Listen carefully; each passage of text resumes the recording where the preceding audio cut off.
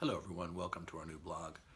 I was recently on a podcast. We discussed how guys are retiring and being forced to close their doors. They couldn't find a buyer. Most of the time it has to do with the size. As I've said before, a $500,000 or smaller practice is tough to sell. You can create a nice living, but after you've paid yourself, there's nothing left over. And that is what allows a buyer to finance the purchase.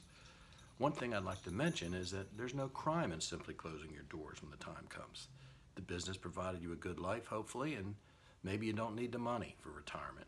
But assuming that you want to have something worth selling, and if you're more than 10 years out from retirement, here are 6 things you can do now. 1. Track your metrics and maximize your net. Set up your QuickBooks account properly so you can just click on your P&L and see how your expense percentages compare to the norms. Make sure your net is at least 31%. 2. Size matters.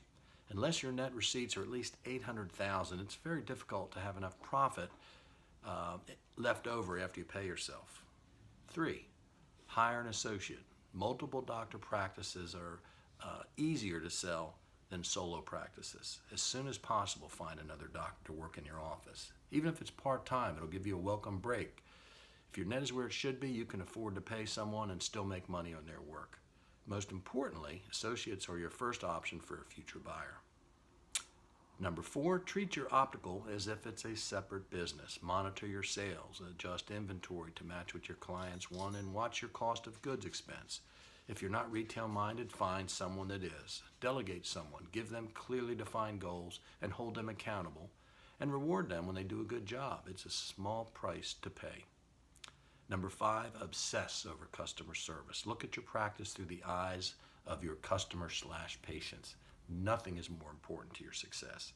Analyze every step of the patient experience, identify weaknesses, and fix them. Number 6, how do you do all this? Have weekly staff meetings.